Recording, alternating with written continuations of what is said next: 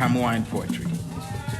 We are the taste of palm wine, the wisdom of yesterday's words in a calabash for tomorrow's daughter. Fill your empty gourd with linguistic ability. Free your mind.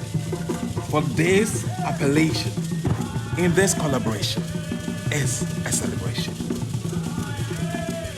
Our forefathers are alive in our voices. When the gong beater stop hitting the rusty metal and the toddlers stop playing pillow low at the edge of the river, you shall know who we are. You shall call us sons of the soil. You shall speak of our usefulness like the palm tree. Sit and drink with us under this big odum tree. We drink pure wisdom. We are not drunkards. It's a very simple matter. All of us who are oppressed and exploited, wherever we may be, ought to realize that those who oppress us and exploit us are united. That imposes upon us a responsibility to unite. Freedom given and used the right way brings about unity, which the foreign entities that suppress our unity have come against us through media oppression. African cultures also place importance on collectivism, extended family networks, also things like oral traditions and a very deep connection to the land and nature. Osagipo is someone who is hailing up. We are hailing up. Something like that. Yes. That's the key. Well, my name is Kwesi Pratt Jr. Well, I'm a journalist, and I also work for the Socialist Movement of Ghana.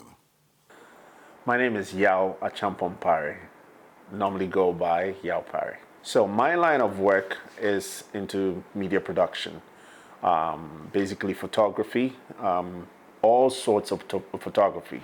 So part of what I started to do was to showcase Ghana in a different light to the world. So my name is Phil Agbeko. I'm the CEO of Hilltop Global Group, which is an education consulting company based out of Washington, D.C. And our focus is on educational programs on the African continent, different destinations on the African continent. The British never gained the trust of the African people. They imposed their will through the gun, through the barrel of the gun, throughout their stay.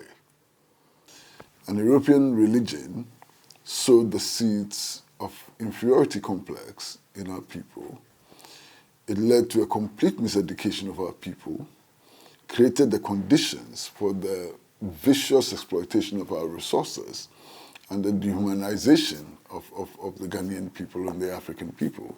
Under classical colonialism, we did not have the right to elect our own leaders, to choose our own leaders.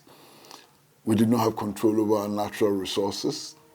Our natural resources were not exploited for the benefit of our people. And largely, we were made second-hand human beings, second-hand citizens, of the colonial power.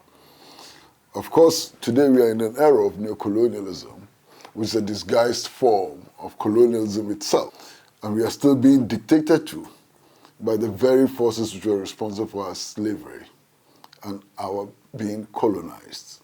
That is where we are today. So the projection of Africa to the world has been that of what foreigners have come to do in the most part. They come and they take and showcase what they feel needs to be showcased. So to sum it up, our narrative has never been told by us. It's always been that of somebody else telling our stories. That psychological impact alone did substantial damage to us.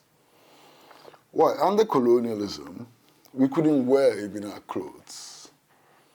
Wearing our clothes, playing our musical instruments and so on were considered to be evil. So those who got acculturated, those who got educated in the British schools and so on, became the elite and so on, had to shed what was African in order to gain acceptance, in order to be accepted as the elite and so on.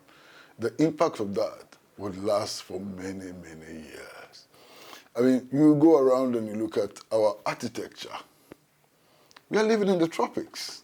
We are living in buildings which are concrete. And we have to import air conditioners in order to keep us, comfortable. Even the architecture tells a story of destruction, and so on. The Western media has in the past, or still to this day, showcases Africa in a light that is not the brightest. The purpose of this, I come to think of it as economical benefits to them.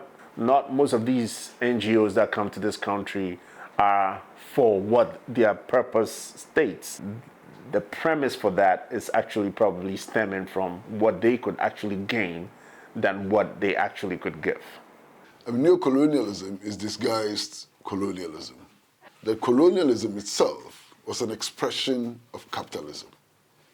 Okay? Capitalism in its most advanced form, operating at the global level, is imperialism. Okay, something that I know about Kwame Nkrumah is he was like the first prime minister and also the president of Ghana.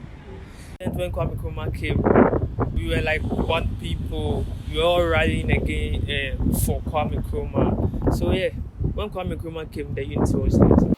I think we should see Kwame Nkrumah himself as a product of the Pan-African movement. You understand? Nkrumah in the early days wanted to become a Catholic priest, like all the other Catholic priests. He thought that mankind needed to be saved from evil. Then he came under the influence of Kwegyir Aggrey, who was an anti-racist campaigner. And then, of course, we know his story in exile, where he himself was subjected to racist abuse.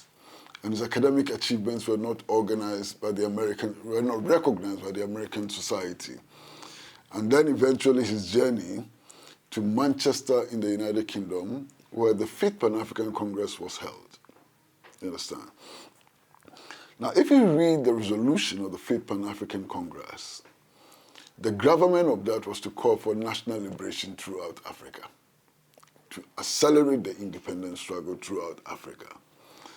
And thereafter, to unite the countries of Africa into the United States of Africa under the philosophy of scientific socialism. He had to work with people like George Padmore, W.E.B. Du Bois and others, Marconi and others. All of them were here. So Ghana was a Pan-African project. And it is not surprising that Ghana became the center of the struggle for liberation throughout Africa.